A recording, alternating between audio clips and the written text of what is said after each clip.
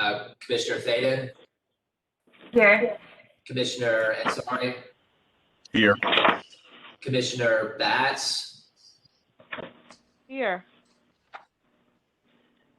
Commissioner Campbell, Commissioner Purcell. Commissioner Purcell will not be joining this morning. Okay, thank you, Saul. For developments, Commissioner Coleman. We have a quorum for finance and audit. We do not presently have a quorum for developments. Got it. I don't want to jump too ahead here, but there's, let me see. All right, why don't we just go ahead and call, prepare to call the meeting to order and get a statement, and we'll determine as we go through if there's anything for the actual development committee to actually have a vote on. If there's not anything for the development committee to have a vote on, we'll either just have to postpone it or it may not affect our agenda at all. Yeah, I think what we've done in the past is we've had sort of a, we'll report to the board there wasn't a quorum, but the members who were there voted whatever, because there's nothing in the bylaws that requires the committees to vote before it goes to the board. So I think we're okay on that. All right, perfect. Will, you okay with that? Yeah, that's I concur with that. Okay. With that, let's go ahead and call the meeting to order. Before we get started, Will, why don't you go ahead and give us our perfunctory language with regard to the governor's executive order during COVID. Thank you. This meeting is being held pursuant to Executive Order 16 as amended and extended by Executive Order 78 in connection with the continuing state of emergency caused by COVID-19. This meeting is being held to conduct essential business of the Board of Commissioners of Metropolitan Development and Housing Agency, joint meeting of Finance and Audit and Developments. The public has been invited to attend, and the meeting will be recorded and made available for public viewing on YouTube. The MDHA website has a tab labeled Newsroom, which has a pull-down menu with the tab Public Documents, at which page a direct link to this meeting will be posted. Official business may commence upon a motion, second, and roll call vote in favor of said motion to proceed with this meeting electronically. I'll invite a motion from the Finance and Audit Committee. So moved. Second. Commissioner Thaden? Aye. Commissioner Ansari? Aye. Commissioner Batts? Aye. Commissioner Campbell? 3 votes in favor, no votes in opposition. The motion to proceed electronically carries. All right. So, is there the first order on today's agenda is the approval of the minutes from the March 4th, 2021 Joint Committee meeting. Is there a motion to approve the minutes from the March 4th committee meeting? I move them with a recommended amendment that we met on March 4th and March 9th, and the March 9th is just misdated. So I move approval of the minutes with the amendment to change the top of the meeting minutes to March 9th. There a second to approve the minutes with an amendment as noted to note a second meeting on the March, to appropriately note the meeting on March 9th. Is there a second? Second. All in favor? Do you do a roll call, Will? Okay, let me roll call. Commissioner Thaden? Aye. Commissioner Ansari? Aye. Commissioner Batts? Aye. Commissioner Bowers? Aye. 3 votes in favor for the Finance and Development Committee, no votes in opposition. 3 votes in favor for the Development Committee, no votes in opposition. Motion carries as to the Finance and Audit. Thank you. All right, the fourth topic is the pilot agreement on Riverwood Tower. So with that, I turn it over to Mr. Joe Kane. Thank you very much. Good morning, everybody. I hope everyone had a wonderful Easter and all is going well. The first item that I have today is for Riverwood Towers. This is a neighbor of ours, of Madison Towers, up on DuPont Avenue. They are receiving a 9% low-income housing tax credit for doing rehab to the apartments up there. They are all 117 one-bedroom units. And we're requesting approval for entering into a pilot with them. The abatement is estimated to be $56,000, $56,872 for the first year that the project is placed in service. This will leave us approximately $468,000 of available capacity after this pilot is approved. And I'm glad to answer any questions on that. Any questions that we do. We are asking, due to some timing on this, those credits were actually received in last year's allocation. And so we are asking that while the committee to approve this today at this meeting, and also for it to be considered at the board meeting on Tuesday. It's taking it a little bit out of order or because of time constraints. We're asking this to be done with this committee as well as with this April board meeting as well.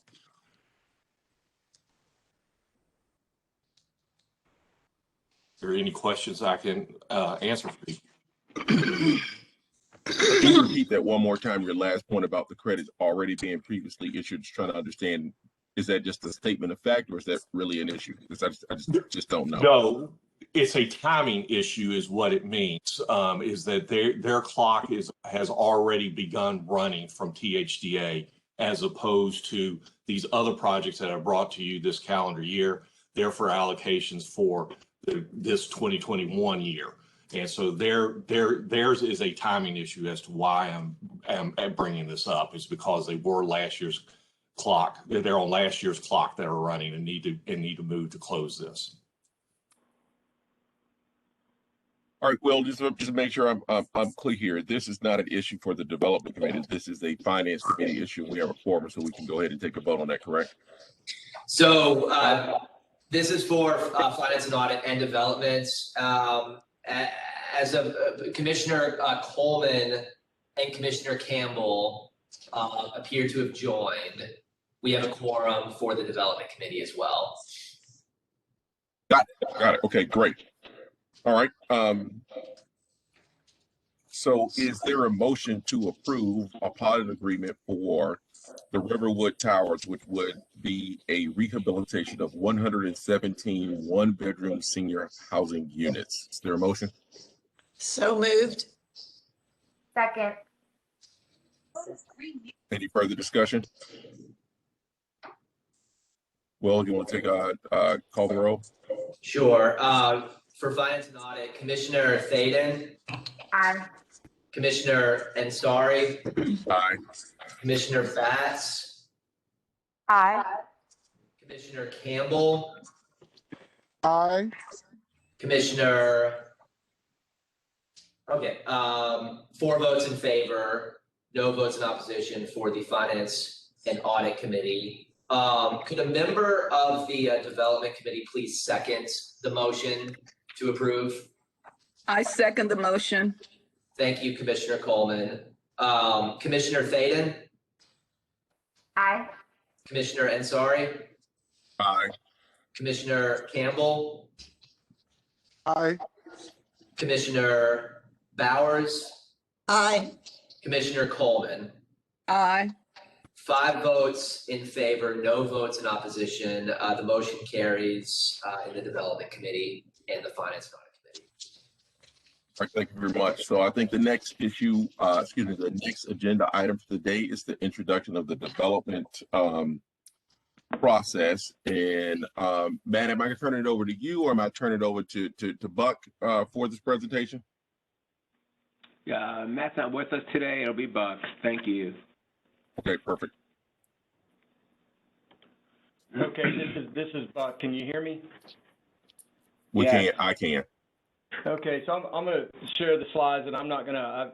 These were provided to the board and the committee a couple of days ago, last week, I believe. So I'm just going to quickly go over this because the next three agenda items are related to these projects all in different contexts, and we've talked about these projects and a number of times, and it's a good sort of education for the board and for staff to hear what the overall timeline and process is for the general Envision project. And so that's what the next couple slides are going to present, because some of this stuff we approve at different points in time, and I don't know that the board and the committees really understand where that is in the context of an overall concept through stabilization of a given project. So I felt like it was a good opportunity to have this discussion. So the next couple slides are going to lay this out and set up the next three decisions for the committees. So one of the committees, one of the decisions is the Boscobel 4 early release package for civil work. Also, fifth and summer, approving the architect design fees. And the first in order of the agenda is approving some grants that have been delayed by THDA for Boscobels 1, 2, and 3. But when you get to the first slide, I just have a question about what a word means, how it's defined. Okay, so I think this is do you want to talk about the first substantive slide of giving the general schedule? Okay. Yep.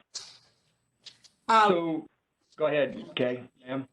Just define stabilization for me. What does that mean? Does it mean a UNO? What does that word mean in this context? So in the context, stabilization for our LIHTC partners means that we are 95% occupied for 90 days. Okay. And then once we're 95% occupied for 90 days, we're, quote, stabilized, and we can do our cost certification and submit for our 8609 certificate for 8609. And the reason why that's an important data point is once we get our 8609, we get our LIHTC funding comes back to us. We get our developer fees, we get our LIHTC funding, and that's when we can go from a construction loan to permanent financing. So as opposed to a normal private project executed with another developer, they might go to permanent financing, as soon as they get to final C&O. We have to wait, in some cases, up to a year and pay bridge loan interest in order to get that LIHTC to take out our construction loan. And that's where we are right now for Boscobel 1 and 2, and we're approaching stabilization for Boscobel 3. Okay, thank you, that helps. Any other, I don't want to walk through this. I think you guys have had this slide, and I think this is a good slide to sort of keep in your file, because as you can see, from concept through stabilization is about a 4.5-year period. And so, sometimes we might not touch a project for a year because it's under construction or it's in design. And so, coming back to these decision / guidance points gives us an opportunity to go back to development committee or finance committee and let you know where we are in a given project. So any other questions on this generalized slide? Yep. So if I look at from confirmed funding sources to GMP,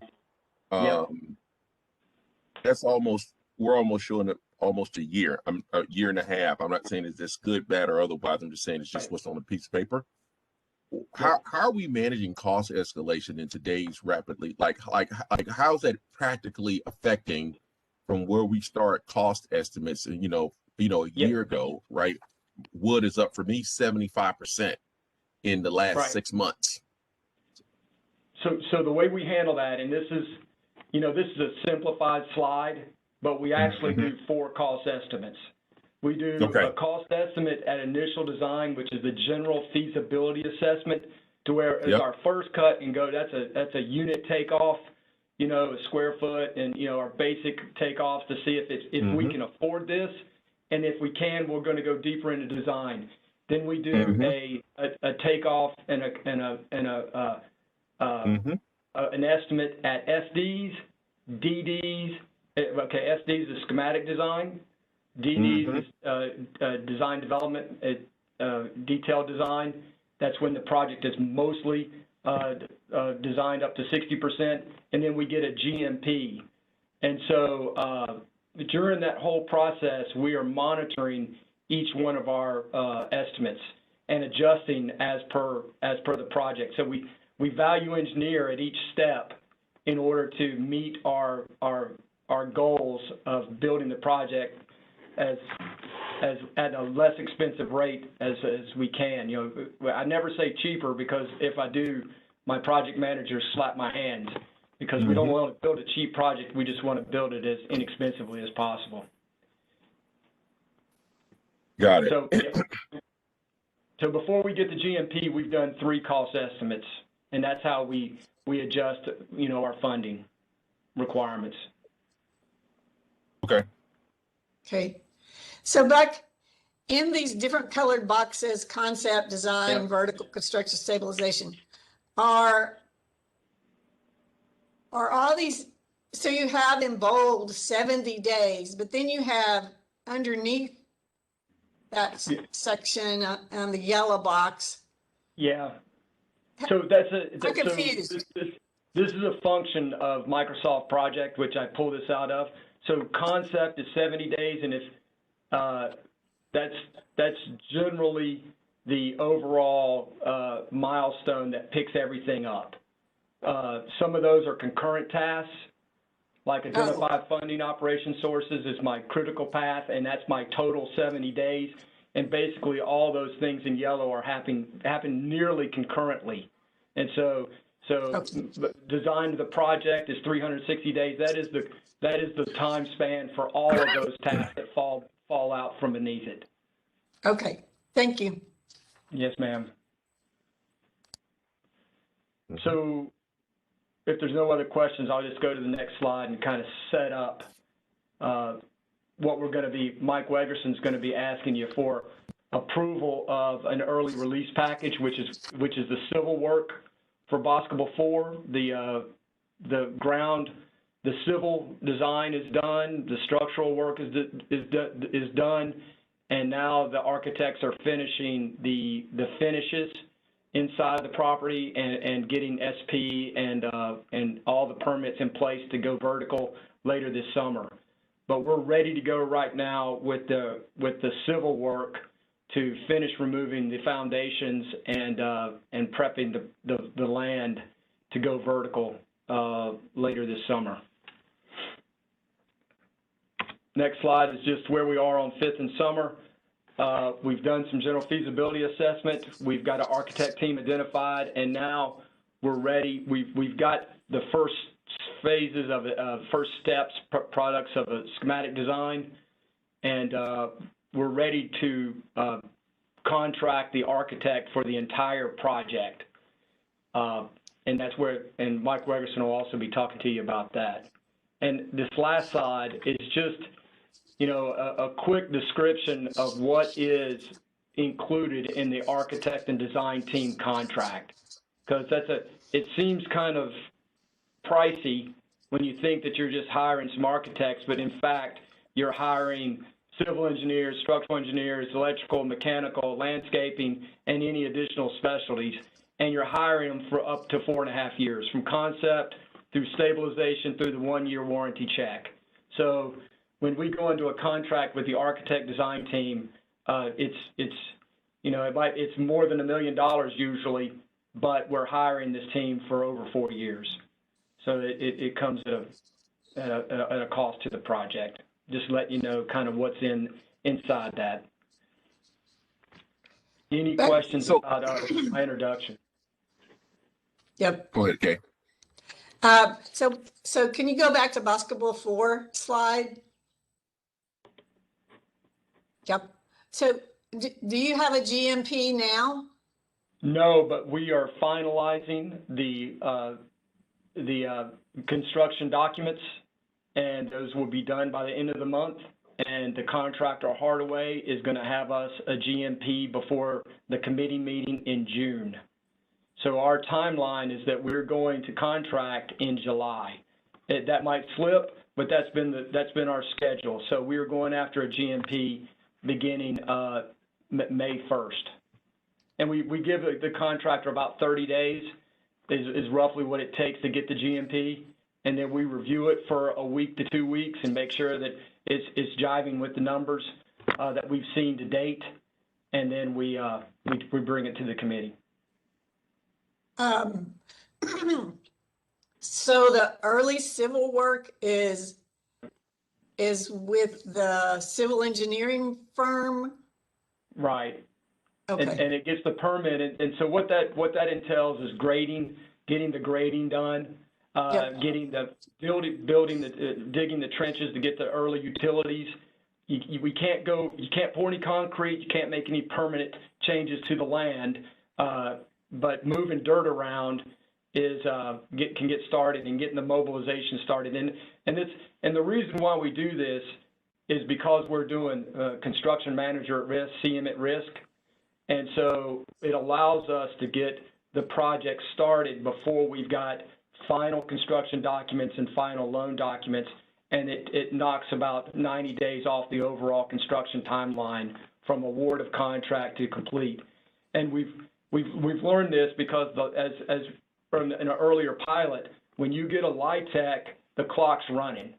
And so from the time that you get that LIHTC, you got to be complete and occupied in 3 years. So sometimes this 90 days is really critical to get this project done. And under this scenario, this project is complete in November of 22. And so it needs to be complete and occupied by December 31st of 22. I guess in terms of risk management, we're starting the civil work, but we don't have a GMP. Yeah. But, yeah, that Okay. is some risk management. I mean, we do, as Commissioner Ansari mentioned, we've been looking at cost estimates for the past 9 months. And, Okay. and we've, even though that wood is very expensive and drywall is very expensive right now. Concrete. Our civil work package actually came in less expensive than what we had gotten earlier bids on. So, some things, hopefully, fingers crossed, will not be as expensive as we saw back in January. Hopefully. Mm-hmm. Yep. So Buck, I don't have a problem with this, and I hear you in terms of the LIHTC, but what I'm trying, and I understand that you're saying, hey, we learned from previous projects that, these are 90 days that matter. Yeah. Should we anticipate moving forward that we will be asked as a board to be approving early, these grading and utility packages? Or is there something in the future that we plan to change about the process, to Kay's point about, mitigating Right. risk? And so that's so Fifth and Summer. So right now, Fifth and Summer is teed up, the backwards planning, so that we're going after a 4% low-income housing tax credit in January. And because we're going to be so leaning out over our skis, my words, on that project, I don't know that we have to do an early release on that project, because we're not behind at all. And we're on the 9%. What happens with the 9% is we compete in the late spring, we find out in late summer, and then our clock's running. And it's a competitive grant as opposed to a first come, first served, as with the 4%. So as long as we are aggressive with our design work, and that we've got a GMP early January next year, then we've got the full timeline to go forward. So yes, for going forward, I don't know that we've got to be as aggressive with the early civil work as we are being right now for basketball 4. Thanks, Beck. That's really helpful. Yeah. Look, real quick, just a couple fact questions of clarification. Is Yep. Hardaway, do they actually have do they have the early civil works package, or are we carrying that separately and such that they can come back at some point in time and says, this wasn't the expected condition and here's your change order because you did, like, where does that contractually, how does that all lay out? Is that all under Hardaway, or is it really a separate contract that Hardaway has nothing to do with for the civil packet? And then they Right. show up on site expecting a certain set of conditions that we as the owner developer are responsible for delivering.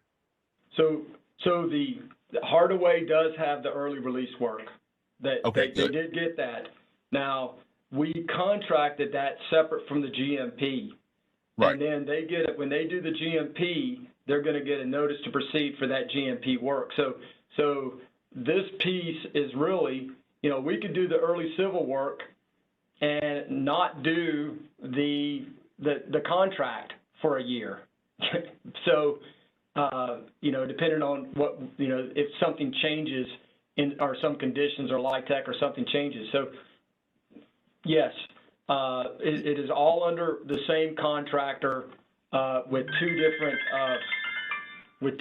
options with the early civil work, and then it hands over to the GMP. And up to this point, we're under contract with Hardaway just as a pre-construction contract to do all the cost estimating.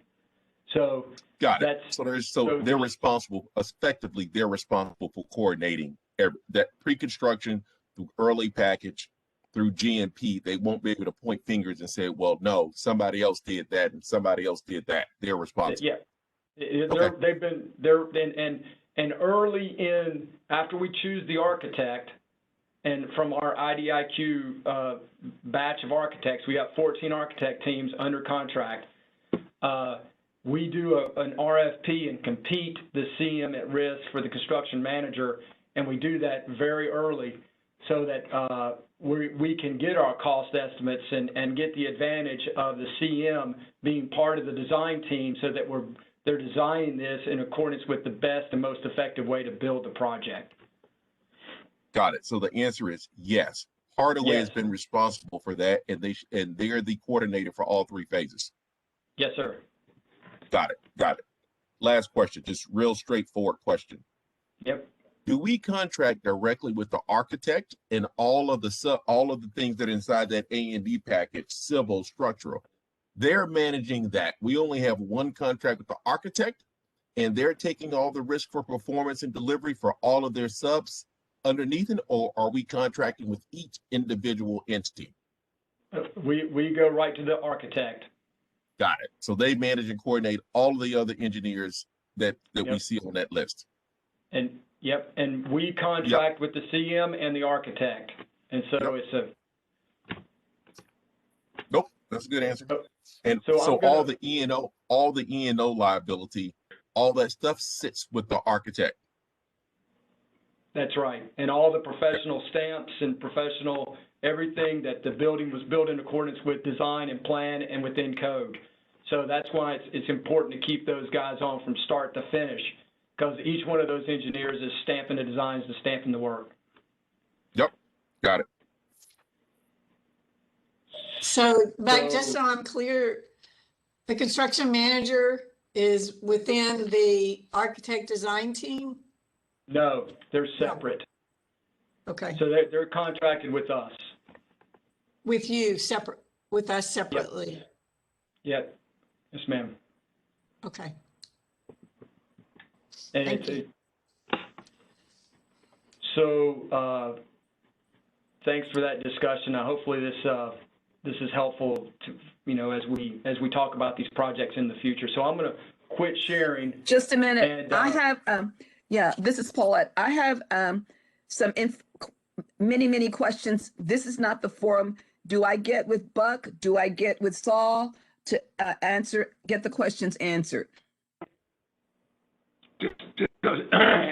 Happy to reach out to Buck. That'd be the best way to do it, Paula. Thank you. Thank you. So the next person on the agenda is Will Chopin. That's going to talk about some grant approvals. And so this is, you know, right away I just briefed you on the general timeline, and then we're going to brief 3 requests for approval that are not in accordance with the timeline. And that's because THDA discovered that we needed board approval and to put legal encumbrances on the property to execute these grants. And so they discovered that while we were in construction. And if you remember, last month we did approve an NHTF grant for Boscobel 4.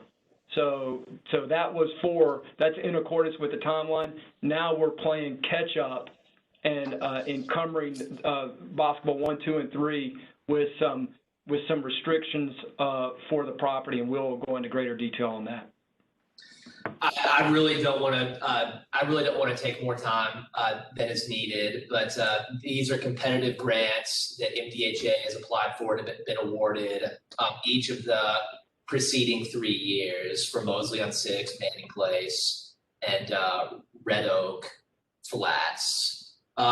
Board approval is sought because as a condition of receiving the grants, we are agreeing to record deed restrictions on each of the 3 properties, restricting a total of 7 units across the 3 developments to renters whose incomes are 30% and below of area median income.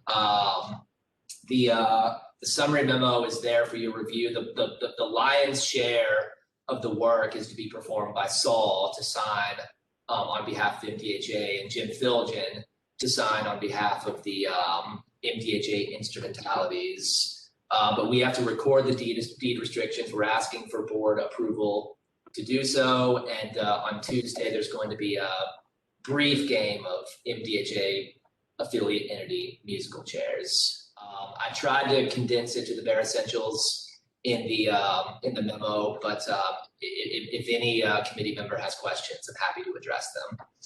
Yeah, just in terms of the number of units, I'm looking at the information you gave us on it. And if you look down where it breaks out the numbers, for Mosley, it's 2 and 1, Manning 1 and 3, Red Oak Flats 1 and 2. That adds up to more than 7 units. I'm sorry. I said 7. I meant 11. Okay. It's a total of 11 units across 3 properties, 3 to 4 units per each of 3 properties. Got it. Thanks. We'll try to do a better job in the future of maybe not drowning you in all that paper. But can you briefly describe, Will, why there's this huge stack of paper for each of those, just so they'll understand what we sent out to them? So the grant proceeds are being structured as 2 loan transactions for each development. The first is a loan transaction from the Tennessee Housing Development Agency to MDHA. And so in connection with that, there's a promissory note for the grant proceeds, which in the aggregate are, approximately $1.25 million. There's a recordable security, deed of trust to turn the transaction into a secured interest. And then there's a further collateral security agreement that captures the loan agreements, the second loan agreement between MDHA and each of the affiliate entities. And the reason why we're doing it that way is because the grant proceeds are going to be structured as debts owing by the ownership entities to MDHA, which puts us in a better position in year 15 when we commence the negotiation of a buyout with the limited partner, in this case, Pinnacle Bank, for each of the tax credit entities. MDHA would essentially cancel the debt that it's owed. So these are all documents that have already been executed by MDHA. They're basically internal MDHA family documents just to evidence the way the grants are going to flow from MDHA to each individual entity that will be using it. Is that correct? That is absolutely correct. Okay. All right. And there's really nothing for the board to do with respect to those documents. This is just, to be as transparent as we can, but I think in the process of being transparent, we might have been somewhat opaque. So we'll try to do a better job in the future on that. So, all right. Thank you, Will. Got it. And so, Will, just to make sure I understand, what effectively has happened is that MDHA has been awarded these grants. And as a measure of restricting the covenants, we've given it as a loan to each project so that we can record it in order to ensure compliance with affordability. Is that effectively all that's happening? Yes, and we're restructuring the grant proceeds as loans from MDHA to the entities. Yep. Okay. Got it. And so what we'll be voting on in the board meeting is simply to grant the loan. To grant the loan, to authorize Saul to execute whatever's necessary to effectuate the loan transaction and the secured interests. And to accept the grant from THDA, correct? Yeah, that's right. Yeah. Okay. We need a flow chart for this. Sorry, Saul. I thought you were making a joke about accepting the THDA grants, but you're exactly right. It's okay. It's all right. to have THDA accept the grants. This is what we have to do to accept to get free money. This is the kind of stuff we have to do. So. Okay. I've been there and done that. Twist yourself to get into their box. Right. You got it. Thank you, Kay. So, Will, we don't need to vote on this today, do we? I would ask for the committees both to vote to move it to the board meeting on Tuesday. Okay. Let me make sure I can summarize what we just said. So, is there a motion to accept 3 grants from THDA to MDHA and subsequently structure those grants as a loan to Mosley on 6, Manning Place, and Red Oak Flats to restrict the use covenants for 11 units total? Good job.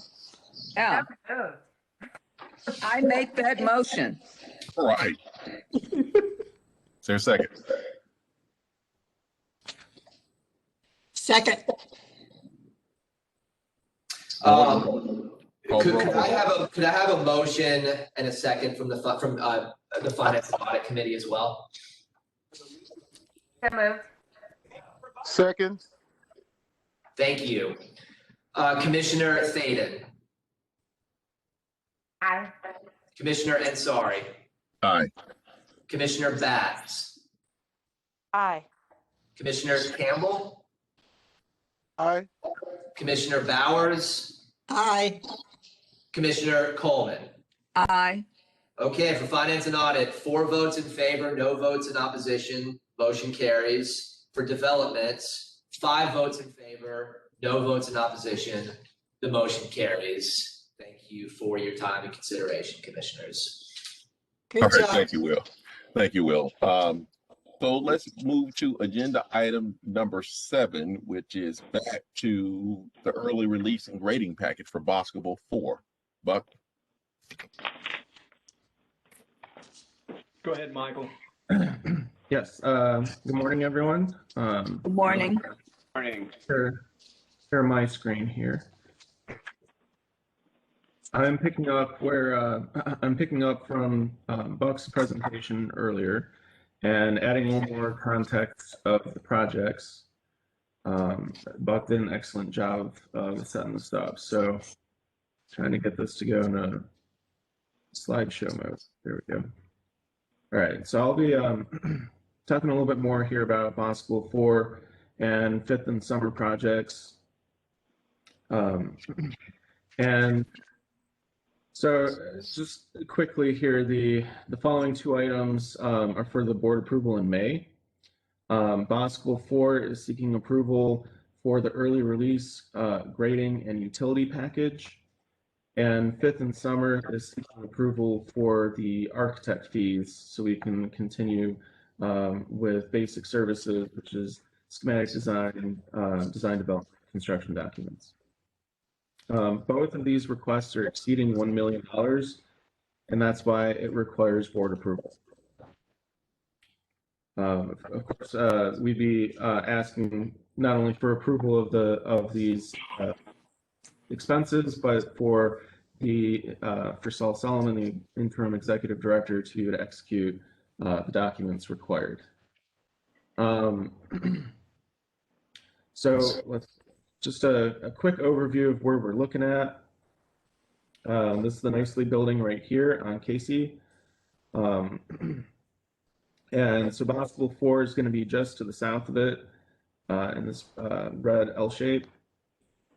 And fifth and summer will be just down the hill in front of Barrett Manor, and the sheriff's office will be right here. So that's very aptly named, fifth place running north and south, and summer being the road that comes off the interstate here. Summer Place comes up through here. From an aerial view, this is a little old picture. I couldn't get the contractor get his drone out there and get a fresher picture, but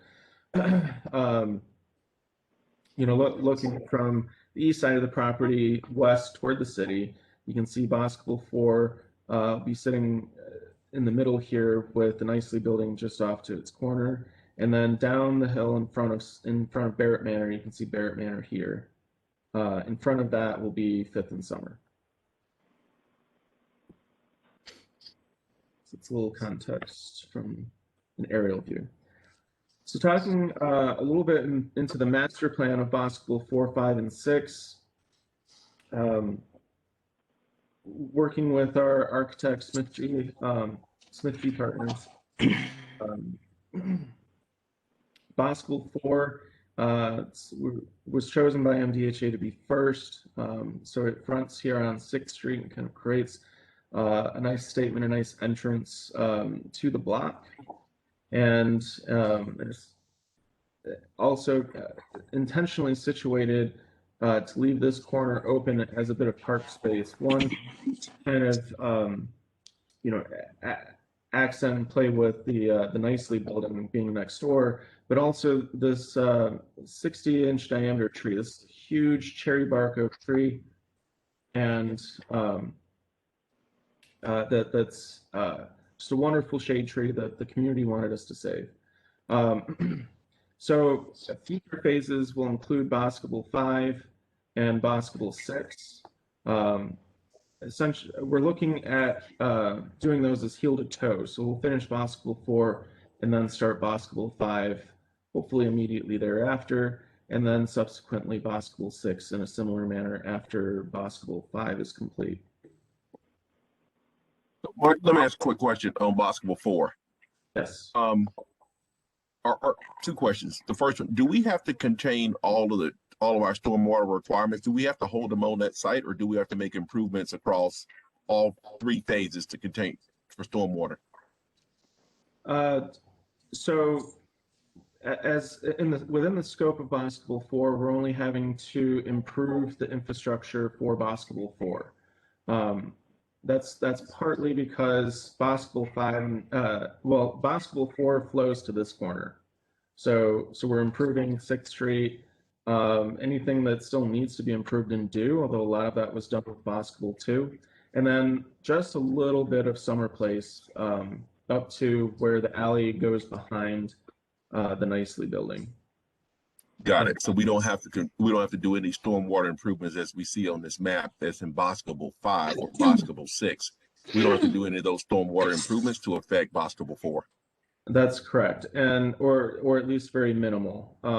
Boscobel 5 and Boscobel 6 are flowing to the southeast instead of the southwest, so they're flowing to this corner of 7th Street, and so that will be approved. That will be designed and approved in future phases. Got it. And then just a very simple second question. Are we building 94 surface parking lot spaces or 187 deck spaces? So it's an interesting configuration that we're going with here. We originally had a structured parking garage. It was 3 stories or 3 to 4 stories, 200 and some spaces, and we needed we were having cost overruns at that point, so we were trying to figure out how can we get our price back under control. And this so the solution was we essentially have 94 surface lot spaces, but we're going to include one elevated deck. And so the combined total would be 187. So roughly 94 and 93 spaces. Got it. So I'm sorry. So are we building a surface parking lot or a deck parking lot? In the long run, it's a deck. Got it. So we're building a deck in this phase. That's correct. Okay. And that parking is for future development. So that the extra 93 spaces allows Boscobel 5 to go without, and from a timing perspective with financing, we're adding the deck, even though we're going to put it structurally in the early release package and the early civil work. The deck is going to be an add alternate to the project later in the phases. It'll be one of the last things that gets completed when Boscobel 4 is completed. So and we're going to do that add alternate, and it's conveniently going to happen after the Hensler money comes in November. So this is a way to postpone financing for that add alternate until later in the project. To reiterate what Buck is saying there is that extra deck of parking.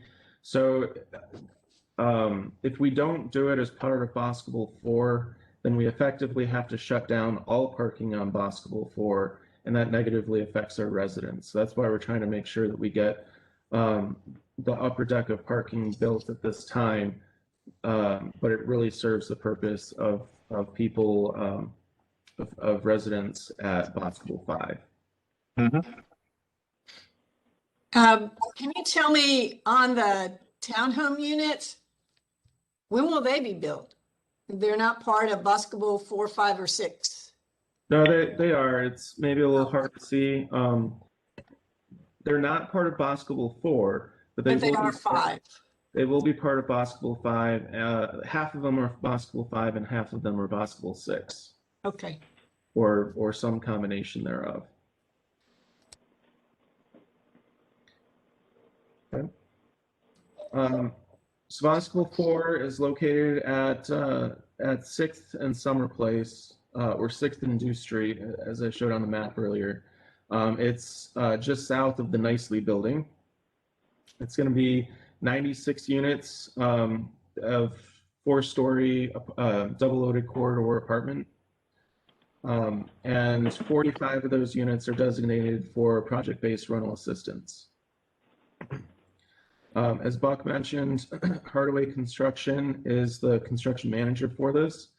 They've been doing our estimates throughout the design, and they've compiled bids for this early release package to perform the grading and utilities.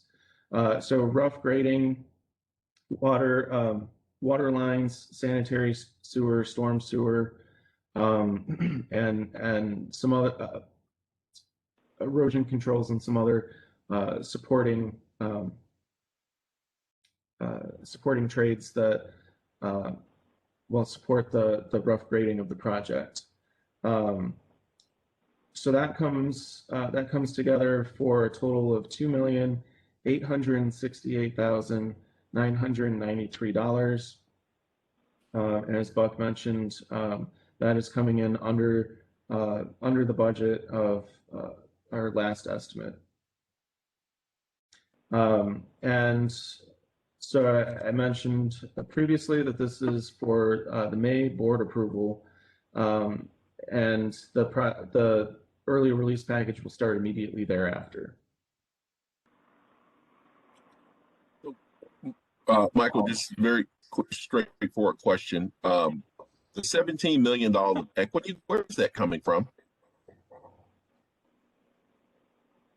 Bob, do you want to take that one? That's coming from MDHA Strategic Reserve. Got it. It's coming from our balance sheet. Okay. Yes. Mm-hmm. And we've accrued this money over 2 years. I don't know if you're really aware. I mean, the projects that we've done you've answered the question. You've answered the question. There's nothing more to it. Okay. All right. Oops. Can we go back? Yeah. I don't know who answers this, but you mentioned that X number would have project-based vouchers, X number of units. Well, why wouldn't they already be vouchered if they're under the RAD program? I'm confused on that. It's not vouchers. It's a project-based rental assistance is not, so that is the equivalent of what all the existing units were converted to through the RAD conversion.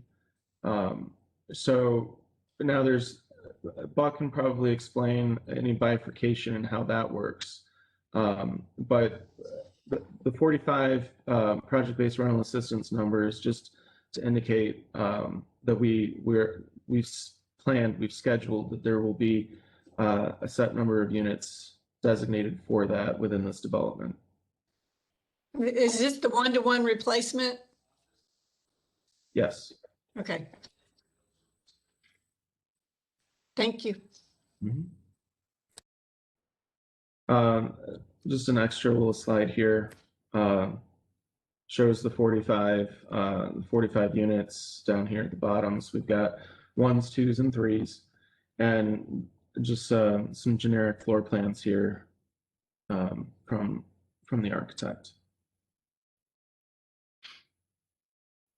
I don't know, Buck, are we seeking the committee's approval today? I would, if we recommend to stay on timeline, that we have a committee approval this month in April so that we can have board approval in May. If we want to stay on this schedule, I would request that the development and the finance committee approve the early release package to take it up to the board in May. Recommending that at this meeting. So Buck, help me understand this real quick. What information will we get between now and the May meeting that might change anything about what we do? Nothing. Got it. So we have it designed, we have it priced, and we're ready to enter contract. That's right. Okay. Is there a reason we're waiting? Is there a reason we're waiting to May and not doing it in April? This is what over the past year, this has sort of been the process with the committee and the boards. I mean, we're happy to take this up at the board meeting in April, but about a year ago we adjusted for a committee approval the month prior and the board approval the next month. That's right. I think we should stick with that, but we wouldn't expect anything different from a pricing design. No, it costs $3.6 million now. They're going to hold the price on their GMP contract until we sign it. Yeah, for the early release package. Yes. Yep. Early release. No Yep. Okay. Yep.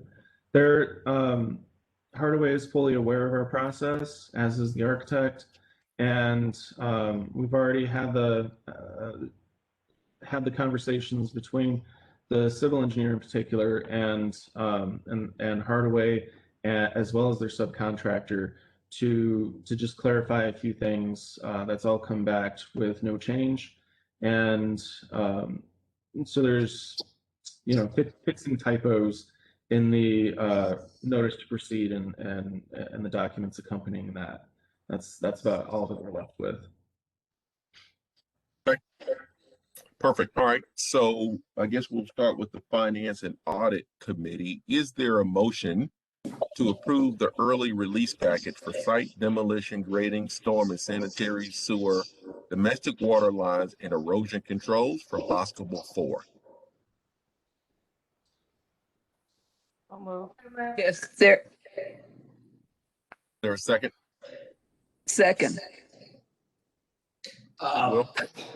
Commissioner Ansari called for the finance and audits. Oh,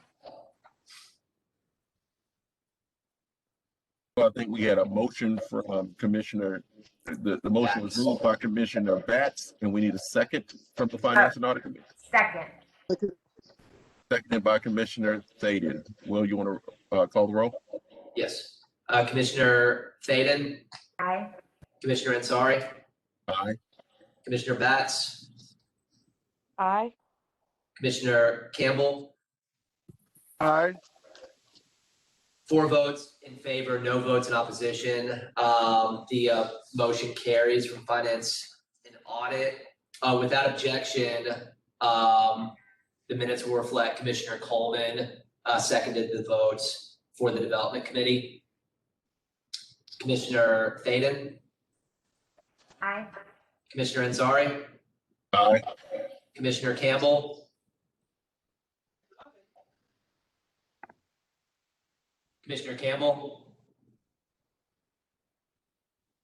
Commissioner Bowers, Aye. Commissioner Coleman. aye. 4 votes in favor, no votes in opposition. The motion carries with the Development Committee as well. All right. Thank you for that, Michael and Buck. And for the next agenda item, we're on to Commissioner Ansari, can I just make a request real quick? I don't think I got this deck in my documents. Could it be sent to me electronically?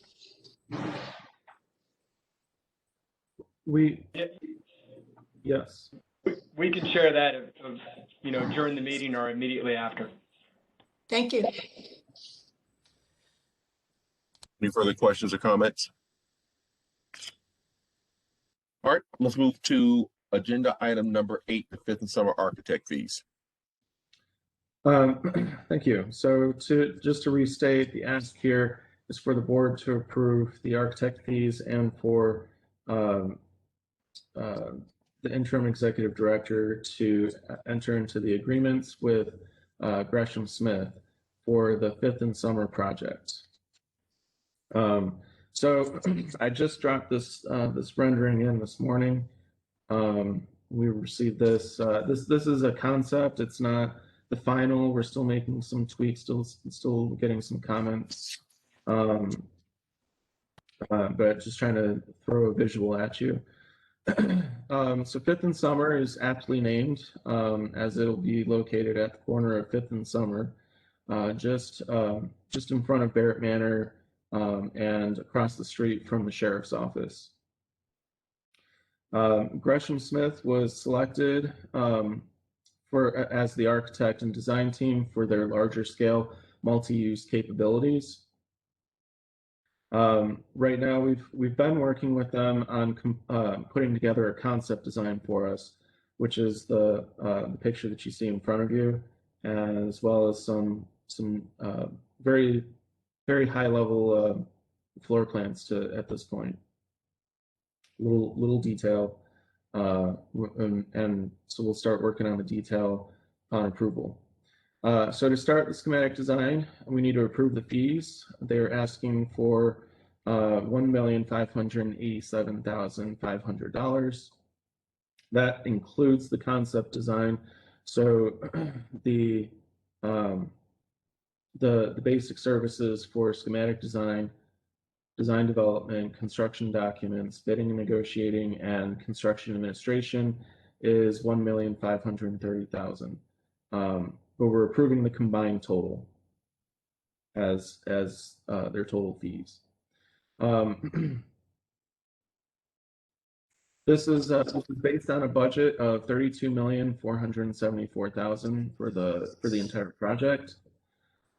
This project includes 5 stories of residential and 111 units of apartment-based double-loaded corridor in those 5 stories.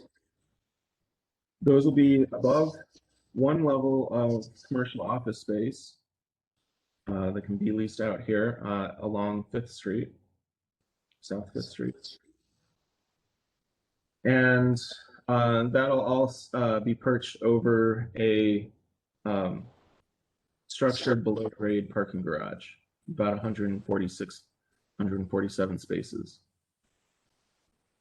And we, as Buck said in his earlier presentation, this is looking for construction start in March of 22 with a 4% LIHTC. So everything about this planning design process is set up to apply for the 4% LIHTC in January. Mike, sorry, can you help me? So, so we're going for the 4%, right? We're not applying for the 9%? We are, and I'll let Buck can better explain that. So because of the disaster, the tornado, and other activities, THDA has a disaster relief round for 9%, which will compete end of May, early June. So we are going. This is the project that we are competing for that 9% for that, and we'll find out in August if we get that 9%. If we do, then this will be a 9%, and it'll run on that timeline. But because we're so far ahead in design, we'll have enough time to execute the project. And then our fallback financing option is a 4% in January. Thanks, Buck. So with the 4%, you know, looking at the basketball 4, right? That was about 7.5 of equity coming from our strategic reserves. It's hard to understand where at this juncture, like where are we at in terms of our strategic reserves to fund this if we come in with a 4%? So what changes is between now and November is we sell the property on Rolling Mill Hill to Mr. Hensler for $17 million. We get repaid on our garage that we built. And then by April next year, we get to sweep more funds from our account. So we'll have, right now, I'm projecting that we'll have enough money with a 4% to go forward with this. Now, this is, with these decisions, you know, and as Kay mentioned, you know, what's kind of good about 5th and Summer is we don't have any demolition to do. It's a green site already. So there's not enough, you know, right now, worst case, we don't have enough money and we decide not to go forward in January. We can just park this design until we get enough money to execute this project. Okay, so without us doing something more, for instance, pursuing, you know, discussions around CWA or something like that, Yep. This is really the last project for us in terms of like our planning for how we're going to come up with the equity on our own. I just want to make sure that we're all on the same page about this. Right. And what this does is the hope, you know, not the hope, as I've laid this out, and I would love to show, you know, how our strategic reserve lays out over the next 5 years, and how I intend, or I have a plan to fund the next 3 to 4 projects as we go forward. But yeah, this is it occurs with sort of skipping every other year with sweeping money and having another source of money come in that interim year to keep the projects going at 1 project per year is the way it lays out in the next 4 years. I've got a plan, you know, it's a plan right now to build out basketball 4, 5, and 6. in addition to Fifth and Summer. Thanks, Beck. And then my other question related to this is, how are we making decisions around including commercial space? That's a pretty risky thing for us to be pursuing right now, but I also understand that we have the Envision plan. So do we have a vision for that, or do we anticipate, what commercial would be going in there? So it's a market study question, and it's an overall idea and a projection about what the retail or business opportunities are going to be in this space. So at this point, we're still in the concept phase for this project, slightly moving into schematics. This is our first mixed-use zoned property. So at least from a design perspective, we want to design with a office or retail component in this building. Now, we can adjust that design later. It just drops the building down, and architects hate me for saying it's that easy, but we take out a floor of retail or office out of this, and we still build the project on top of the grading and the structure. But right now, at this point, we're looking at this, and the overall floor plate. I know Commissioner Ansari hates for me to go into more detail, but the overall floor plate can accommodate 14,000 square feet, and right now we're designing it for 10,000 square feet because that's the total frontage, and then we'll go to a brokerage to lease out that space. It's similar to how we do our Fifth and Church garage, how we've got we get a brokerage to lease out to the corner pub and the Rise Biscuit. And that's in our Fifth and Church property. So, I'm sorry, Commissioner Thading, were you satisfied? Yeah, hop on in. Okay, I think Kay actually had a question before I did.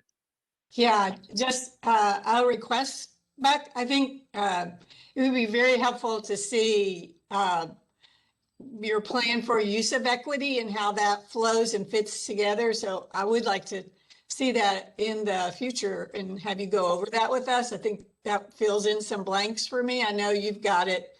So this allows us to understand it better. And then a question on the commercial space. And you mentioned a market study to determine what's the best use of that space. Is that a step that will be taken?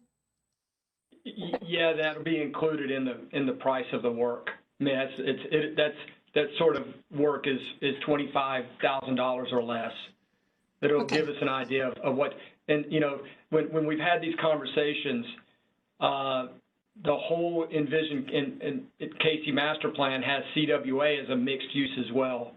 So this is the first, and it is a risky because it's different because we are moving from multifamily to a mixed use project here. But the overall mind's eye is what is this project going to look like in 10 years? What is the surrounding areas going to look like? Public Works, which is also across the street, they're going to be moving out, and that area is going to be replaced in the next 10 years with something new. We've got to have newly built sheriff's office, and then we've got what are opportunities that the board may decide to do with CWA. So this is the first mixed-use project that we've done that included PBRA units in one of our Envision properties, RAD converted. And then Will, on the operational side of this and the cost estimate or budgeting on the operational performance, has the work on that side been started yet? Or right, it has. And just to let the other part of this is we're designing that retail portion. We're doing it as what they call cold and dark, meaning we're limited of conditioning, HVAC, and limited electrical, so that when a retail or a business moves into that, they can build it to their need. So the overall cost per square foot for that area is one of the cheapest, less expensive pieces of the development, because we're not putting a lot of finished work into that first floor at this point. Thank you. That's right.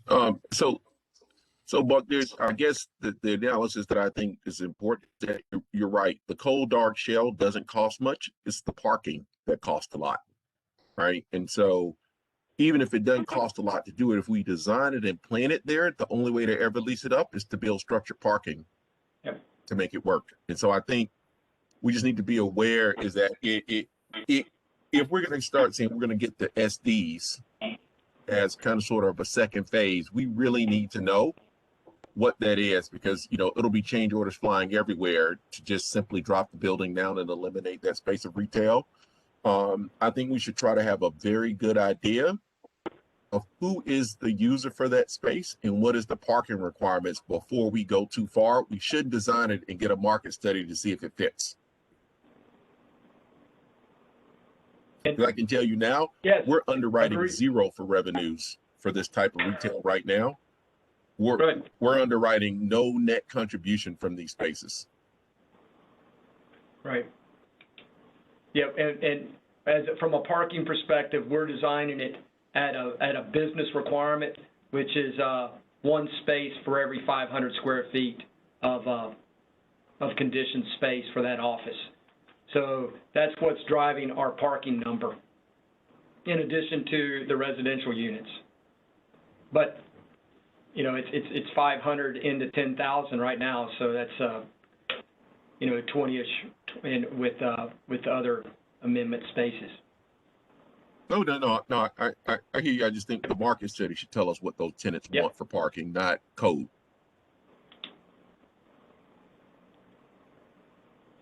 Okay. I agree, and I agree. My other question is, this project is not quite where it would need to be competitive for new market tax credits. Did we contemplate, what we need to do to access more new market tax credits? Yes, and so one of our partners that we're looking at is if we put Neighborhood Health in this, or one of our other nonprofits, this is a perfect setup for new markets to go into that first floor. So the best case is that we do find a partner that's going to do work for the community and have an economic and service impact on our residents. And if we can have that, then it's a very strong new markets candidate. Neighborhood Health is one option, and we're out there trying to find other options with our community development partners. That makes good sense to me. Yeah, I just want to make sure, because I'm by no means an MMTC expert, but there are some additional requirements and parameters that your project needs to be designed to fit into, and I just want to make sure we're doing that. And we're building it big enough so that New Markets has kind of a sweet spot that it needs to be at least $7 million, but really not more than $20 million. And so 10 to 12,000 square feet is hits that mark for this project. So we're making it big enough, and we do, with the clinic in mind, we can make this floor plate 14,000 feet, and they could have that meets their requirements.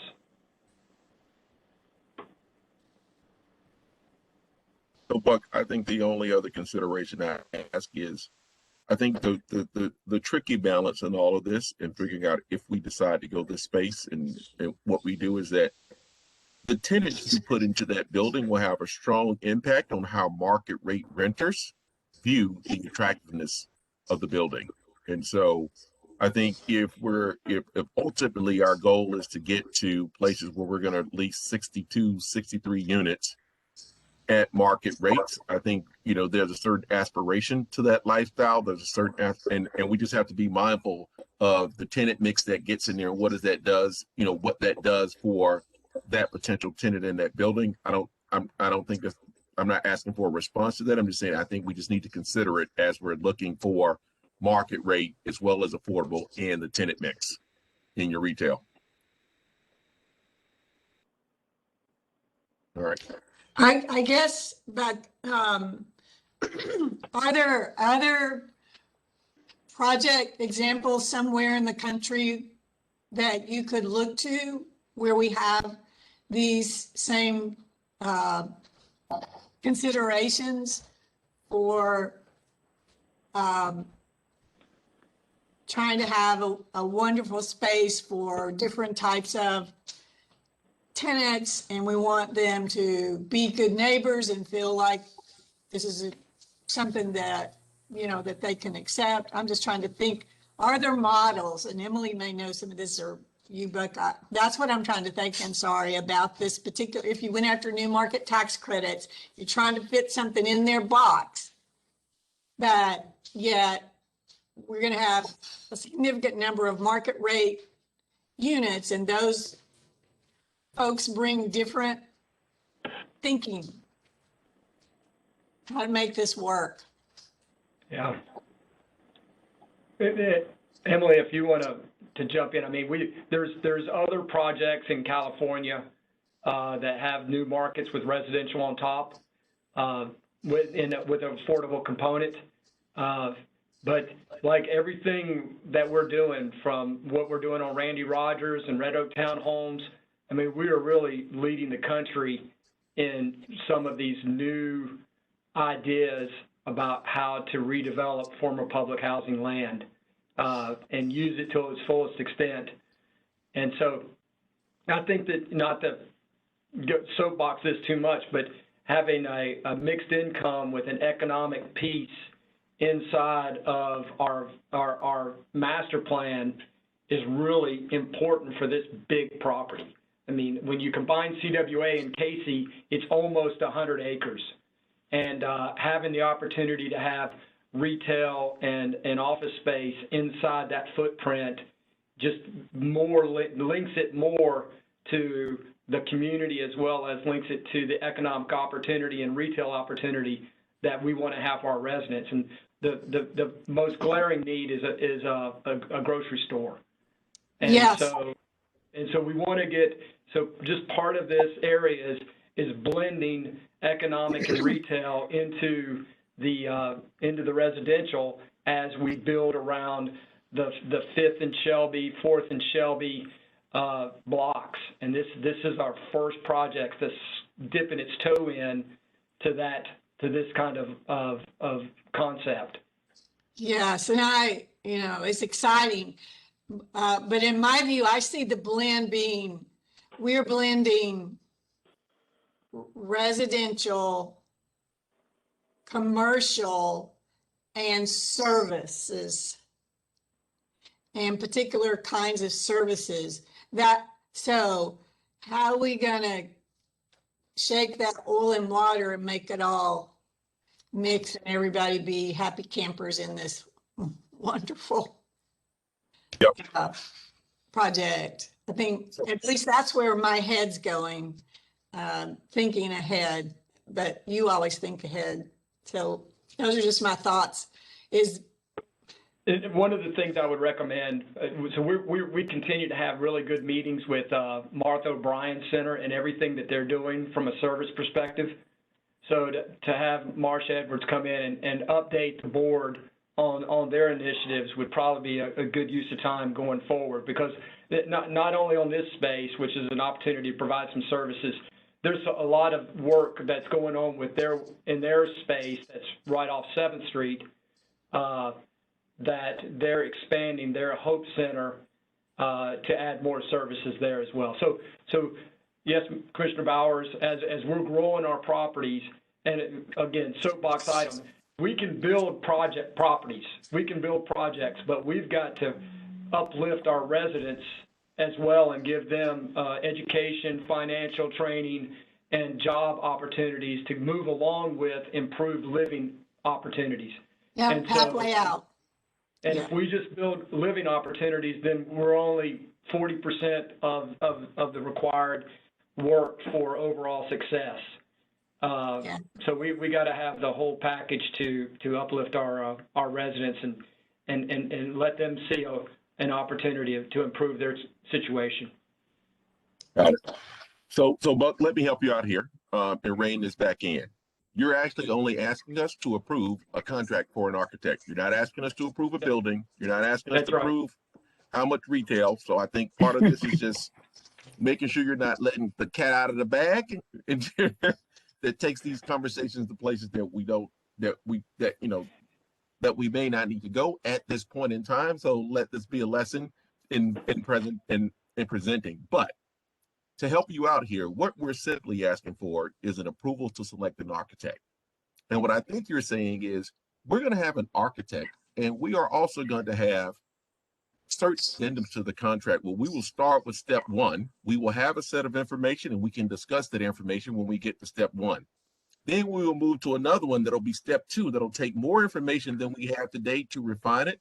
So we'll have multiple opportunities that as we get closer with market studying information and design information, figure out what the best, or what we believe is the best plan. So for today, what we're asking is that the Finance and Audit Committee, as well as the Development Committee, approve MDHA entering into an agreement with Gresham Smith for architectural services at 5th and Summer for a price of $1.5875 million. Is there a motion from the Finance and Audit Committee? So moved. There's a second. Second. All right, Will?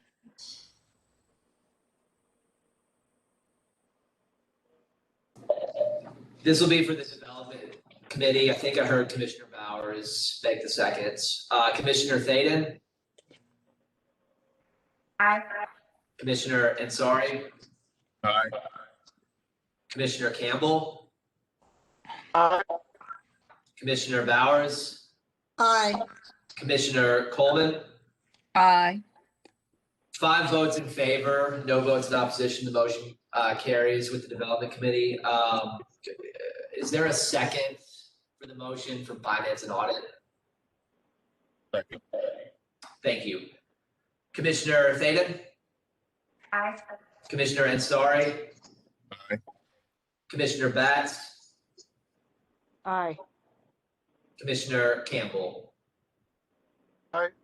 4 votes in favor, no votes in opposition. The motion carries from the Finance and Audit Committee. Thank Hey, you, Mike, Will. can you stop sharing? Oh, there you go. Thank you.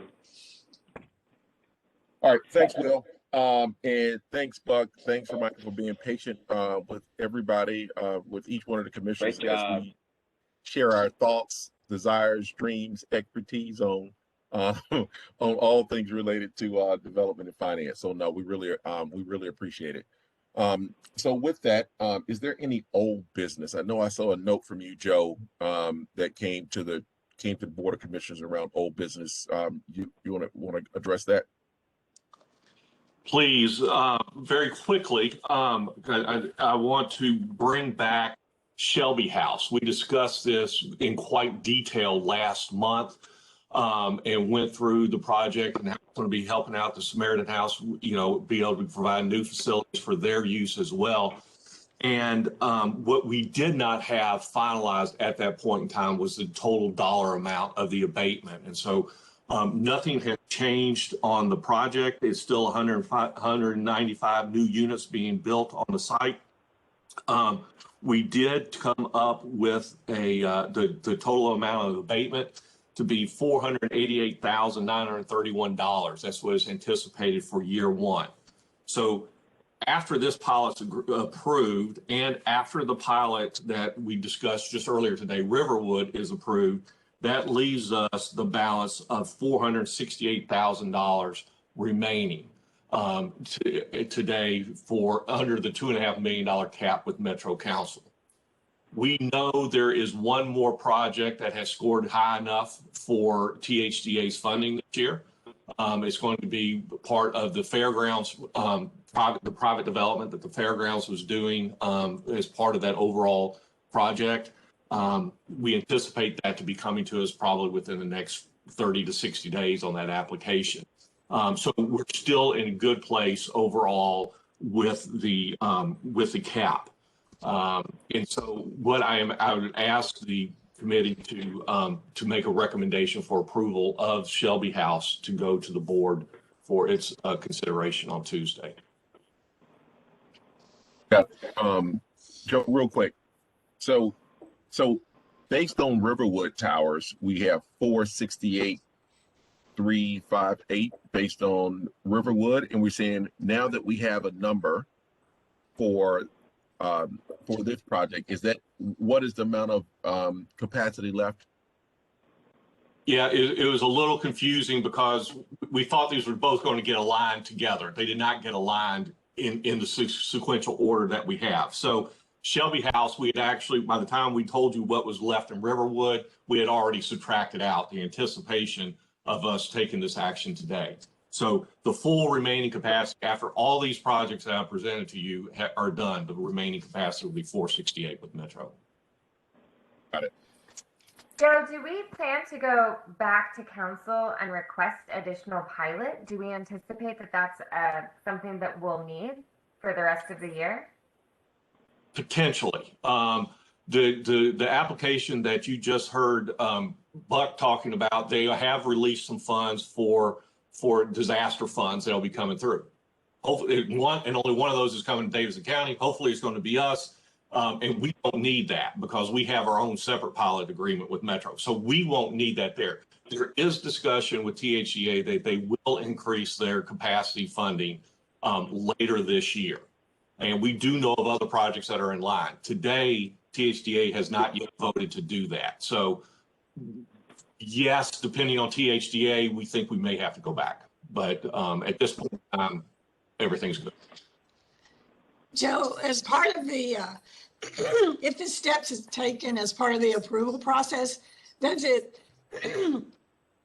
go through the administration and get approval by the finance director also? Does it flow through him? Yes, the way the application goes through is it also goes to the planning department, gets recommendations with that. It goes to a Mills office and it makes sure it's in compliance with our overall community plan that we have as well. Those all get signed off on it. The board signs off on it here. From there, it goes, when we file the resolution at Metro Finance. And so Metro Finance gets the resolution first. They sign off on it, then it goes to council. The council member signs off on it for their voting. So yes, it makes a full loop all the way through the process. Thanks we make for this reminding very me. easy for developers, don't we? So it functions smoothly. So it's time consuming, but it functions smoothly. Mm-hmm. All right, Joe, I need to actually look at this language one more time. Aioli, I would move to approve the pilot for Shelby House. All right, so is there a motion to approve the pilot for Shelby House? We've got Commissioner Thaden making a motion. Is there a second? Is this development? It's both. Okay, Paulette seconds for development. Okay. Is there a second for finance and audit? Second. Commissioner, I'm sorry. Thank you. Second. Okay. Commissioner Thaden? Aye. Commissioner Ansari? Aye. Commissioner Batts? Aye. Commissioner Campbell? Aye. Commissioner Bowers? Aye. Commissioner Coleman? Aye. Okay, 4 votes in favor, no votes in opposition for finance and audits. 5 votes in favor, no votes in opposition for development. The motion carries for both committees. Got it. Thank you very much. Is there any new business for today's agenda? Going once, going twice. All right. So with that, I'd like to motion that we adjourn the April 8th, 2021 Joint Finance and Development Committee meetings. I move the adjournment. All right. All those in favor? All right. Aye. Aye. All those opposed? All right, everybody, have a great day. Same, yes. Thank you. Thank you.